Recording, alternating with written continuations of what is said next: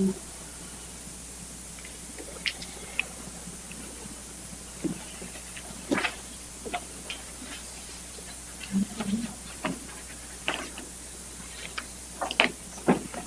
we'll call this meeting of the Board of Adjustment of Polk City, Iowa to order. 1 minute early. 1 minute early, yeah. Well, that clock's a little off. There you go, now you can start. I think the city clerk is going to call the roll, please. John? Here. Ken? Yes. Bill? Here. Chip? Here. Dixie? Here. Mike? Here. Deanna? Here. We're all here, so we have a quorum, right? Correct. Good. Let's go through the introduction to everyone in the room. Now, we know you know who we are. Now, let's make sure we know. We can start over here. I'm Vicki Leonard, and I'm the Deputy City Clerk. Okay. I'm Lindsay Huber, I'm the Finance Director. Okay. Carol Lister. I'm Dan Lovett. Shelley Bernholtz with Safe Building. Denny Bernholtz with Safe Building. Ron Anderson, City Council, here as an observer. That's all you get to say. That's all I want to say. Mr. Lister, you live at 214 Church, correct? Right.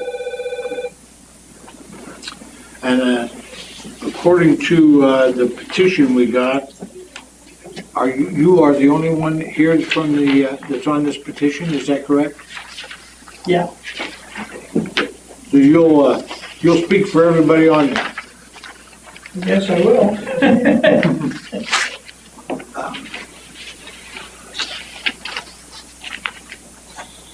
Okay, the petitioner is here. You want to explain to the Board of Adjustment exactly what you want? Yeah, my name's Dan Lovett, and I'm not really a developer, but I'm trying to help my son get his business going. So I wanted to invest in some property, so found a lot over here that was zoned so I could build a duplex on it, and I live right, 4 miles from here, just across the river. So it seemed like an ideal situation for me to. My son's very good at what he does, and so we bought the lot. Found it was a difficult lot to fit a duplex on because of drainage issues. But we found a footprint that would work based on my understanding. We submitted approval for a permit, got the permit, started construction. Can you tell us when that permit was issued? I think I have a copy of it. I think it was in May, the exact date.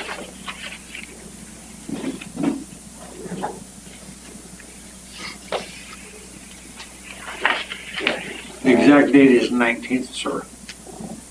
18th of May. 18th? Yeah. In 2015. Yes, sir. Yeah. So, and I tried to be, a good neighbor as far as I had a drainage problem on when I first got on the lot. The gentleman that lives to the south on 2nd Street, and I can't remember his name right now, but he came over and was concerned about the ditch in front of the lot on Church Street wasn't draining properly, so I hired a local guy to come in and clean the ditch out so it would drain before we even started construction. And I knew that when I bought the lot that drainage down that ditch would go across the lot. I mean, I was told that. It was pretty obvious that it was, too, as far as that goes. So that was another reason why we placed the building where we did, was because you have setback requirements, but also I was very aware, cognizant of the fact that drainage was a big consideration on that lot. So I got the permit approved for the building, and we started construction. And then February 22nd of this year, I was notified that that in Polk City, to build a duplex, you're supposed to have a two-car garage, attached two-car garage for a duplex. Now, in the original plan that was approved, it showed a one-car garage? Should have one-car garage, yeah. Yeah, absolutely. Site plan, the plans, everything showed one-car garage. So that's when I filed for this petition to get an exemption from that, because at that point, the construction was basically all I did is paint the inside and the carpeting and trim work and counter cabinets and that kind of stuff was about all there is, and outside landscaping, and that's about all there is to do at that point. So this is, I don't know if that answers your question or not, but that was. The way I understand it, you've you've asked for an appeal, which is our,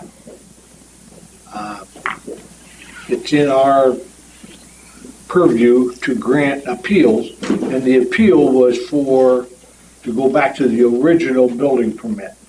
Yes. Yeah. My understanding is I'm not asking only for a variance, it's just an appeal to go back to the. That's correct, yeah.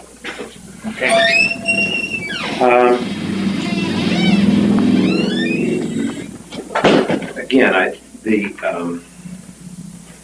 as I said, when I put the house on there, I tried to be really aware of the neighborhood. It's a one story. I didn't, I guess I never really considered a two-story it just didn't seem like it fit the neighborhood very well. I made every effort. I had to tear down a tree, which I hated. I tried to fit the driveway in there so I wouldn't have to tear down a tree, but I had to, and I still saved two other large trees that are there. So I tried to be a good neighbor in every way that I could. And I guess this is where we are at this point, is that I'm asking for this exemption. Thank you. Mr. Mahan, will you give us a history on this whole thing? Yes, sir, I'd be happy to. For the record, I would like Jenny to report on the notice to the property owners and a little bit on the petition, if we could get that as a matter of record. Sure. The petition was sent to the 250-foot radius March 25th. And on March 29th, I received the letter that you have in front of you from surrounding neighbors there's 15 signatures, it's 13 properties. So there were 22 notices mailed to property owners, and I have 13 of them that have signed stating that they want to see a compromise instead of a complete appeal. Thank you. Mr. Chair, We've all got copies of that, by the way, right? Yes. with that, I'd like to talk a little bit about procedure before I go into history, if I may. Chapter 165.21, paragraph 4, specifically gives 3 powers to the Board of Adjustment. And this is 165.21 of our Code of Ordinances. The 3 powers are variance, special exception, and appeals. Many times you've met on a variance situation. It varies. It may be a front yard setback. It may be a side yard. It may be a height variance. There's just a lot of things that vary what's in the code. Special exceptions we have very little to do with, as our code is not set up for currently, but special exceptions would be a certain use in a certain zoning ordinance or a certain zoning district. An example of that might be a church. A church would be a good fit in a residential area. It's usually quiet. They have activities on Sundays and sometimes during the week, but it's not a constant come and go. It doesn't as a commercial, and it usually has a lot of land around it. Dealing with that, a special exception could be allowed to take place. It has to be called out in the zoning ordinance. Our zoning ordinance does not call out for any special exceptions, but that law and that regulation is still in there because state law requires it. The third and final is appeal. And this is probably the first appeal this board has seen. I've been on it for over 20 years and I've never seen one. An appeal is described under 165.21, paragraph 4, subparagraph A, as to hear and decide appeals where it is alleged there is an error in any order, requirement, rescission, or determination made by the zoning enforcement officer in enforcement of this chapter. Mr. Levitt is in here because of an appeal. The Board of Adjustment has a lot of latitude. There's a no, there's a yes, or there's stipulations. To history. May 18th, 2015, a building permit was issued. The building permit did not address two areas that are part of the code. These two areas are 165.09, paragraph 7, subparagraph A, which calls for and requires a two-car garage per unit. Further, 165.09, paragraph 7, refers to 165.16, requiring off-street parking, and 165.16, subparagraph B, requires 2 spaces per dwelling unit, off-street parking, in addition to the garage space. In February of 2016, this was the off-street parking and the building not having the necessary 4-car garage was discovered by accident. Purely by bringing up the assessor site because there was questions on whether or not they could put the structure into a condo regime, being one of them, or if they could split it. It was at that time that I noticed that we did not have the required 2-car garage and additional 2-car parking. The error that is here that I refer to in the appeals process is that there was an issuance of a building permit, but that building permit did not address those issues in your code. So we have an error. The error was committed on 18 May 2015, correct? Yes. Yes, sir. Good point. Safe Building, after discussions with me, has asked the builder to conform with the code. The builder then has come forward with an appeal as he is 90% complete at this time.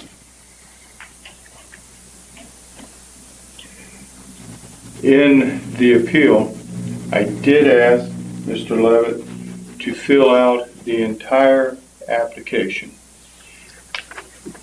Due to the fact that there was some extenuating circumstances, hardships with the lot, etc., that needed to be explained, and the best way to explain them was to utilize the variance section.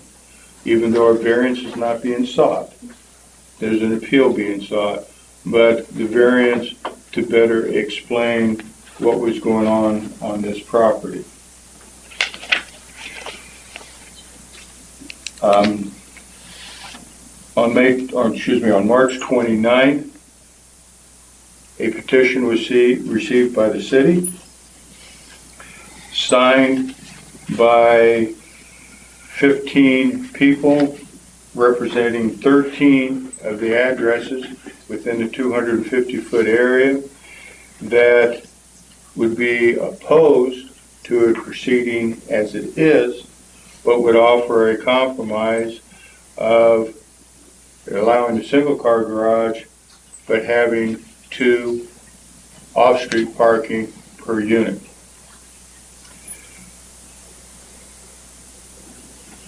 If I may, Mr. Chairman,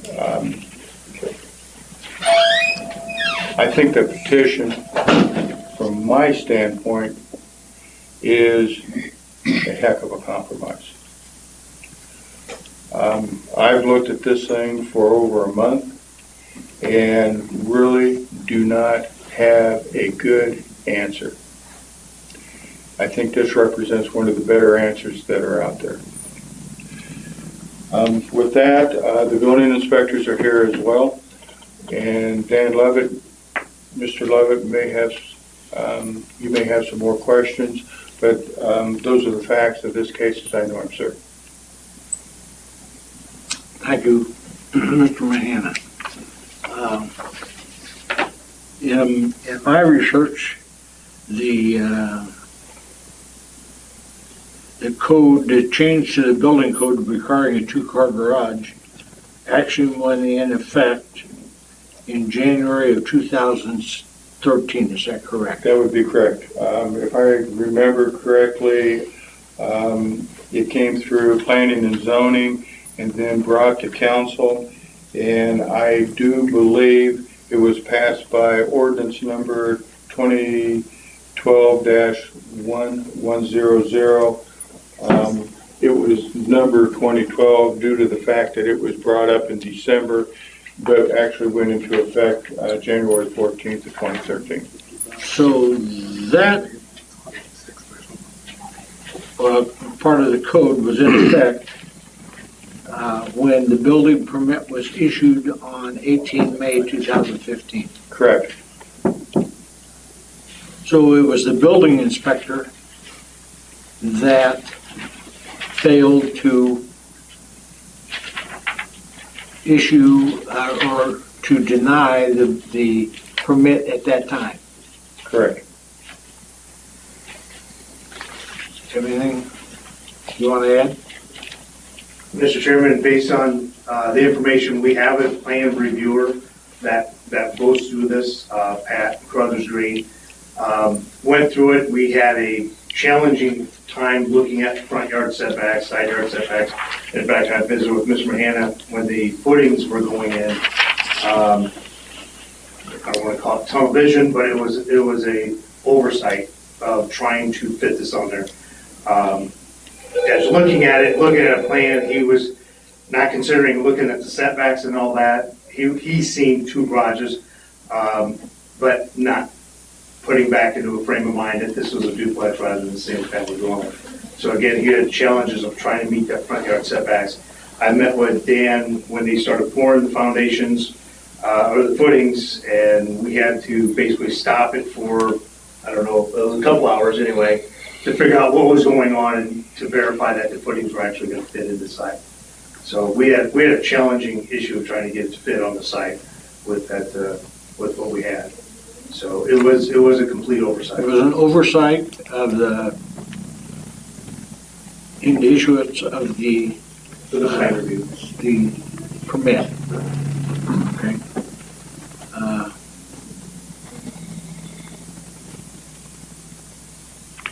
Mr. Mahana, which party to this issue, the developer or the building inspector, is responsible for the costs? That is an interesting question, Mr. Chairman. The normally an appeal cost would go directly to the applicant, and in this case, Safe Building has said that they will pick up the cost of the petition for an appeal coming to the Board of Adjustment. Okay.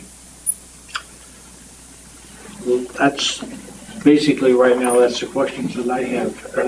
Let's go down and the board. Dick, Deanne, do you have anything you'd like to ask? Safe Building will pick up the costs of this review. but not necessarily the costs that the property owner is incurring for any additional thing that we might dictate. I would let those two work that out. Those two have to work that out. That was what I was gonna question, if the city was, in any way, viable in this issue. Safe Building is a third-party contractor, Mm-hmm. and the city cannot tell them No, how to run their business. And so in that case, I would say that any item stipulations that are put forth by the Board of Adjustment that increases the cost should be worked out between the two parties. We'll go to the other end. John, you got anything? Just a question on the proposed, submitted by the neighbors. This question there about the off-street parking next to the driveway. Is that feasible on that lot? I believe so. I mean, I went and drove by the lot, and I'm no construction guy, but it does look challenging. It would have to be parallel to the one that's in existence now, because there is one off-street parking per location. It would have to be parallel with that and in front of the by-attached dwelling. Okay. Mike, got anything? I know Mike's got something. I do. I guess I have all sorts of questions. The petition that came out from the neighbors, you the one that started that, Carol? So who is this person that started this petition, I guess? His name was Richard Smith. Okay. And do we know why Richard Smith isn't here? Yeah, Anybody contact? he works. He called me. I talked to him for 45 minutes. He talked to Dixie. He talked to Bill. Okay. And what's his, because like I drove by there and whatnot, I know that we just widened Grimes and put in curbs and whatnot. Is there any plans down in the rest of that neighborhood to do that, or? Eventually, yes. In the next 5 years, probably not. Okay, that's But, fine. it will eventually, it's one of the council's priorities. Okay. One of the concerns on there as well says the first one is congestion in the public street. Who owns the parking across the way that has the church, all that parking there? Technically there's no ownership there. That's city parking, right? That could be considered city parking. I don't exactly know where the lot lines are there. Streets in that area have moved as we learned so much on Grimes Street. Sure. So without going out and doing a survey, I don't really know. But from what I know of the area, I would say some of that is public parking because it's on city right of way. Okay. And then, how big is your duplex, Dan? Are you 2 bedrooms, It's 3 bedrooms? What are they? It's 2 bedrooms up, basement is gonna be partially finished. There'll be a room down there that can certainly, it has an ingress on this, so it can be a large bedroom as well. Okay. So it's almost 1,000 square feet each side up. Okay. Okay, but we're requiring them to have 4 parking spaces for a 2-bedroom duplex. That's how the code is written. Yes.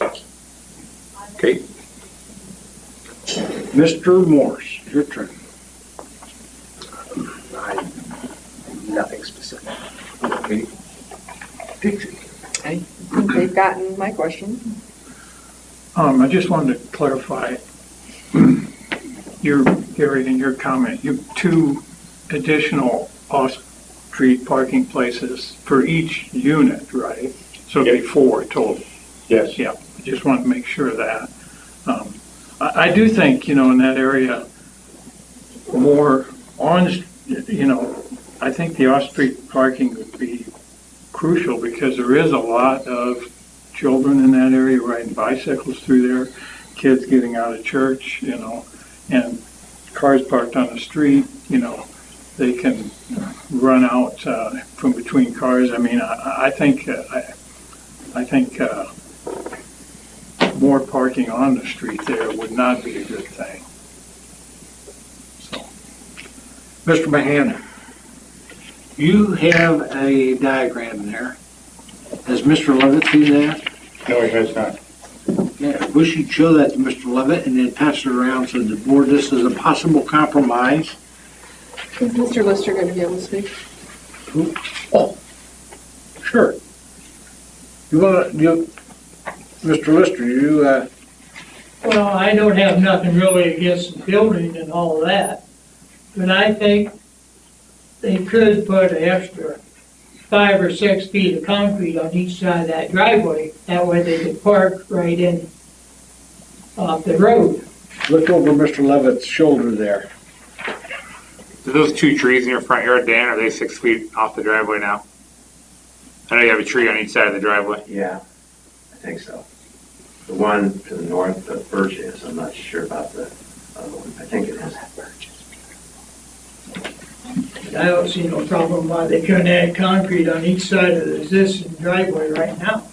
That way they wouldn't have to worry about parking on the street. If you look at that diagram there, it widens the existing driveway from 24 to 35 feet, which would require an extension on that tube that goes under the driveway as it sits right now. Yeah, the curb or the culvert, The culvert, yeah. yeah.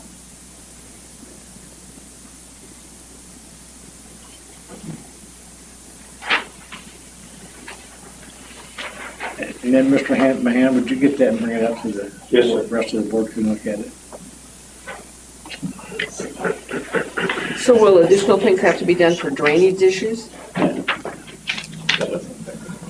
I don't think so, because it drains through there anyway. It would just be in a culvert rather than open. The water now drains down between your house or your property and the McGee property? Yes. Is that right? Okay.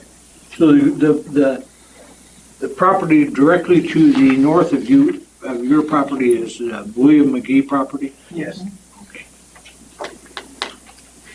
So has what you have done already, has that eliminated the standing water? Or is there Yeah, still? that was just, the ditch just kind of filled up. It didn't have grade on it, so back in May or April, May, lowered it just so that it would drain properly. Okay. Does anyone know why William McGee did not sign the petition? Did anybody go to him and ask him to sign that petition? It seems to me he would be the one directly affected by his property and he's not. I don't know. It goes south. I thought they were, yeah. Bill and Fran are not in town. Yeah. Okay, well, that would be why then. Isn't that funny how we all know? I didn't know, that's why I asked. I went to high school with them. That's scary. What, that we went to high school? Well, I went to high school with their kids, so there you go. It shows the difference in age. So it's just going to be 16 feet in length wider, and then it's going to cut back in some? According to SUDAS, it could be 24 feet is what we prescribe to. We would have to change that to allow, because a regular parking stall is 9 by 19. Now, does that give you room between 9 and 19? Yeah, there's room to walk around cars. But if you have one parked in stall 1 and you're coming to stall 2, if there's too much of a pinch point, you're not going to use that, so where are you going to go? You're going to go out on the street. So I want to make sure that there's enough width there to allow both of those cars. So the 24 is going to 35 at the garage entrance? Yes.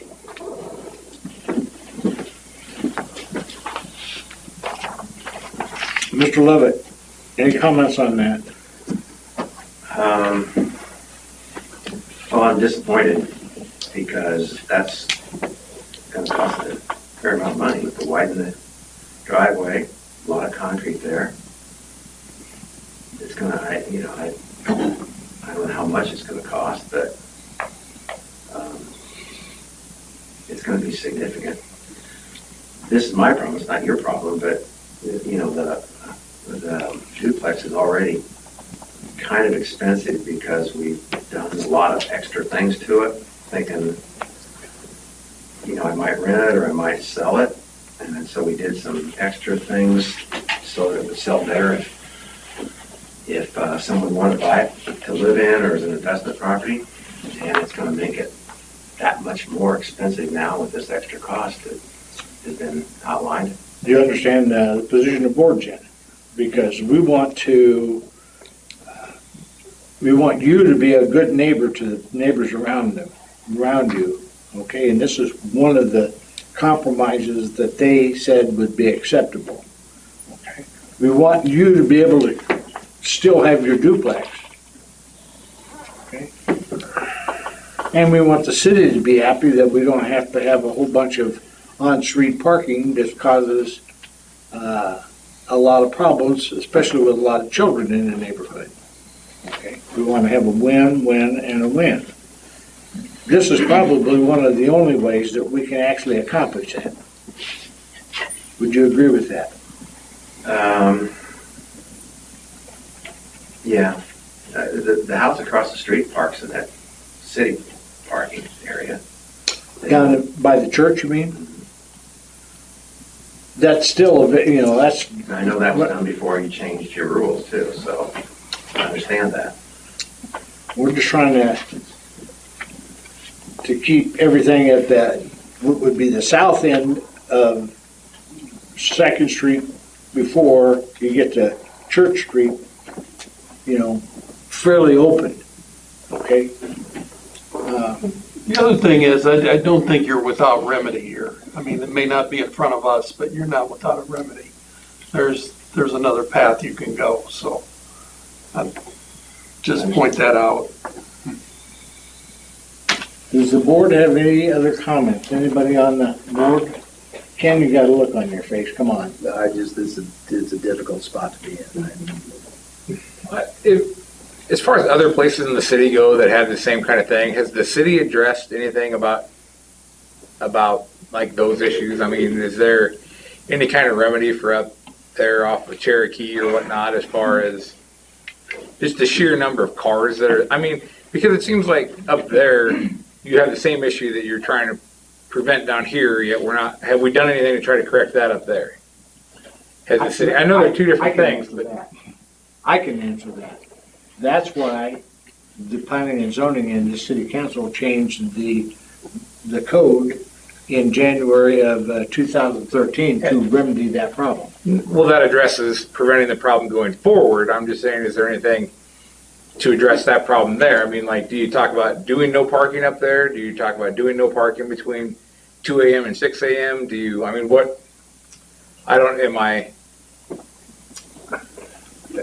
Just a question. I mean, Yeah, and it's a very good question. If I remember correctly, in that area, there's only parking on one side. Even with parking on one side, we have still the parking problem that we do all up and down it. That area is often cited by council when they say, we don't want another one of these situations. That has a lot to do with why these regulations are in the ordinance, specifically 165.09, is to get away from that. okay. Now, going backwards, there's no way to remedy it. Going forward, we hope to remedy all of those. Okay. Is there parking on both sides of that street up there? I drove by your property multiple times, I guess, and I never looked. There is no restriction on parking at this time. Okay. Good. And you're right, Mike, it is a pain. Well, sure, yeah. I agree. Any other discussion from the board? Anything from you, Mr. Levitt?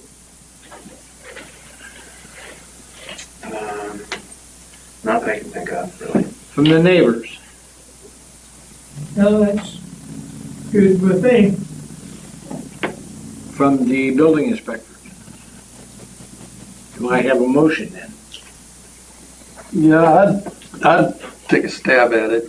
Excuse me, I do have a question. So the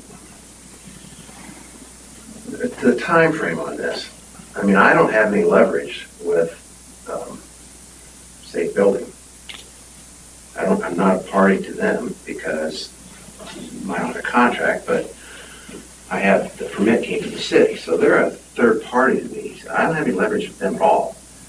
You know, I don't like to use this word, but, you know, the only leverage I have really with the city would be to take it to a higher decision-making body, court or whatever. I don't think with them I do. So that, to me, is a bit of a problem. That's one thing. The other thing is time frame on this. I mean, you know, I think realistically I would try to call the landscaping guy to seed it as soon as possible today. And the rest of the house should be really livable within, certainly within this month, unless something goes wrong. So, you know, I don't know whether I can get the grade. Now I'm gonna have to someone's gonna have to figure out how we regrade it, pave it, and that's gonna take some time. And it's gonna delay me being able to rent it or sell it or whatever. It's just kind of, to me, it's a little bit unclear how I proceed here. Do I need more permits from the city, approvals, what do I need? Mr. Mayor, you correct me if I'm incorrect, okay? If we deny your appeal, then your next step is to go to district court, correct? I would assume so, yeah. Yes. Okay? So we're going to give you an opportunity to accept your appeal with stipulations. Okay? Now, you still have the same leverage. You can go to district court if you don't want it. Okay? But I would imagine that district court would look less favorably with the stipulations and an opportunity to correct what's wrong. I may be wrong. The only thing I could add to that, Mr. Chairman, is to minimize part of the hardship would be to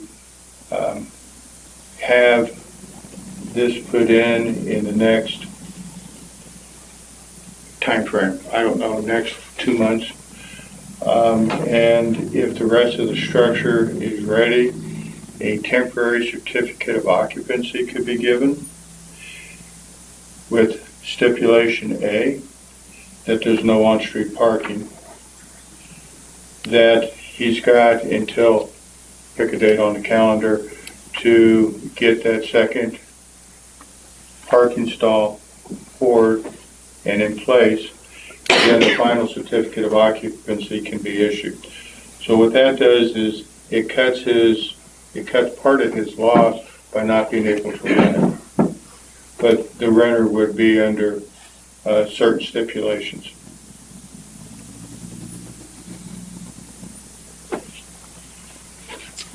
Just makes it an awful big motion. Oh, it does. And it's a very confusing motion, but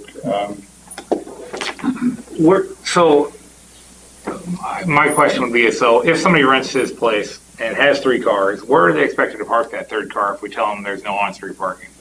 we probably park it over at the, on the street where there's head-in parking at the church. Until. That's the same street that he lives on. Yes. So he can't park on the, what I would call the east side of the road, but he could park on the west side of the road. It would be restricted to that area that would be in front of the church. Can I look at your sketch again, Gary? Please.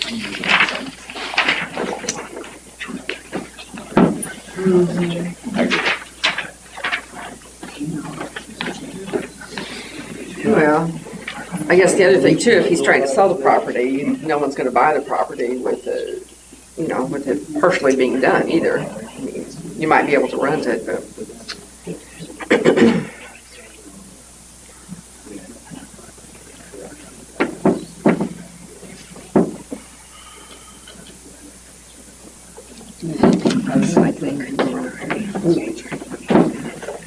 Yeah, still makes sense. Which is still probably corner. Any other questions? It does, it does. Ken, you're looking at that real close. You gotta have- Well, I'm not trying to increase costs here, but if parking is part of the problem, why would we not just widen this all the way out? Instead of having a place where they've got to turn without backing into the ditch? You widen the whole thing to, All the way to the street. There's a lot.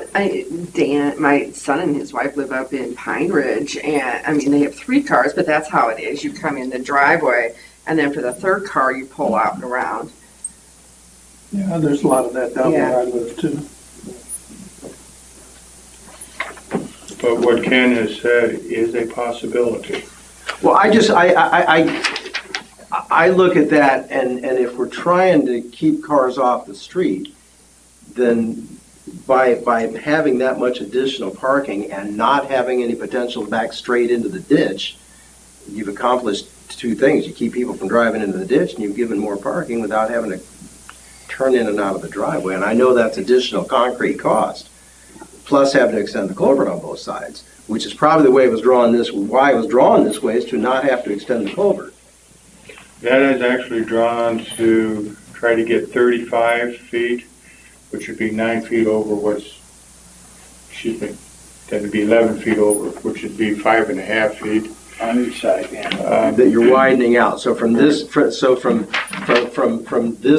here to this point here, you're widening out 5.5 feet. Is that correct? That was an idea, I'm yes. just- okay. The other thing is, if you figure that each parking stall is 9 feet wide, you could go to 36, and that would allow a straight drive-in. There's a lot of concrete out front.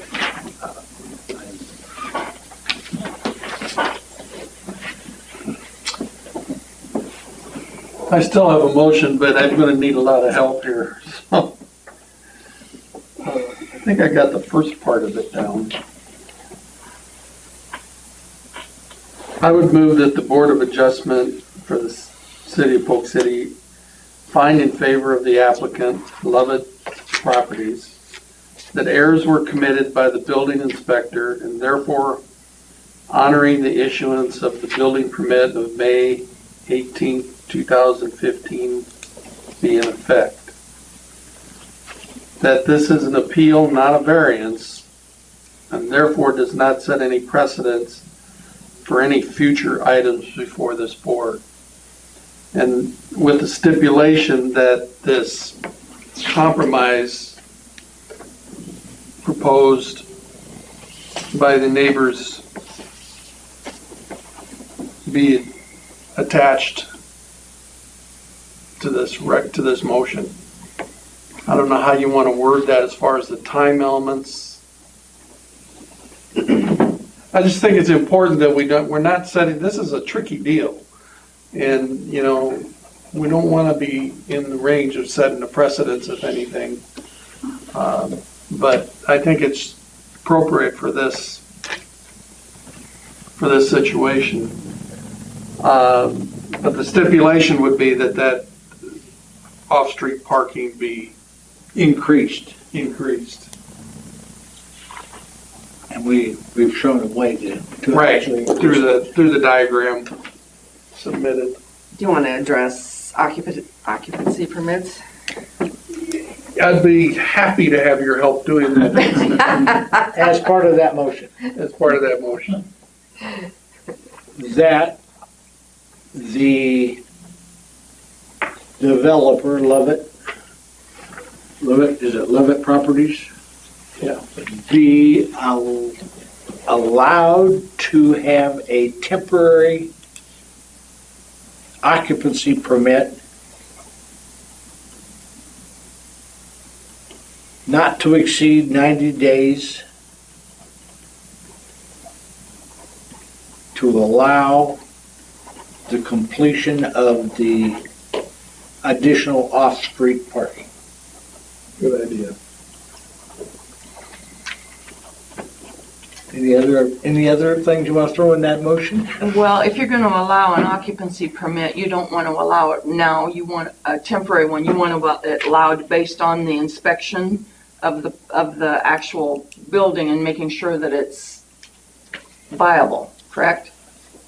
All we're doing is saying that he can have, once it's viable, minus the additional parking, that he can have a temporary. Temporary, okay. Just For 90 days. Okay. If everything else meets the code. Right. Okay. Does that make sense? Yes. In other words, notwithstanding this additional off-street parking, if everything else meets the requirements of the codes, they can get a temporary certificate of occupancy. Yep. For 90, not to exceed 90 days. That's a lot of time. Yeah. Do I have a second on that motion? This was included in John's motion, correct? Yes. Okay, Ken says he'll second it. Will you read the motion back to us? Sure gonna try. Mr. Calhoun motioned that the Board of Adjustments of Polk City find in favor of the applicant Lovett Properties, this is where it gets a little muddy, that the error of the building permit that was issued by Safe Building revert back to the May 2016 permit being in effect. That's 2015. 2015, excuse me. May 18th. May 18th to be exact. May 18th, 2015 is in effect. That the appeal being granted does not create precedence, and that the appeal is with the stipulation of the compromise that was proposed by the neighbors, which will be attached to the motion, that stipulates that the off-street parking be increased.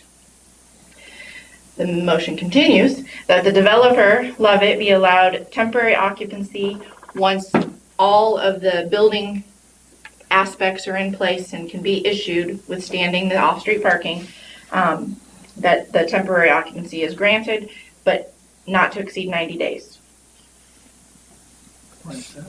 Good. Seconded by Mr. Seconded by Morse. Mr. Morse.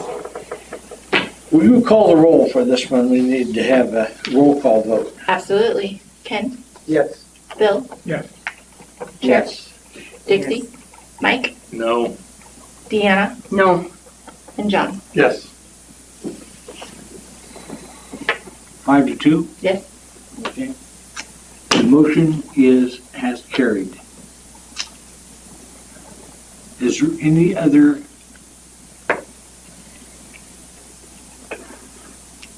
else that needs to come before the board?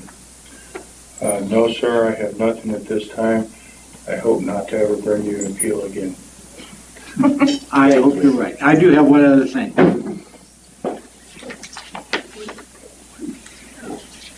Mr. Councilman, if this does not solve our problem, we may come back and ask the council to consider a change in the parking regulations on Church Street. Sorry, 2nd Street between Church and Wood. And we really think the council should consider doubling or tripling our salaries. I'll pay it myself. No other business? We're adjourned.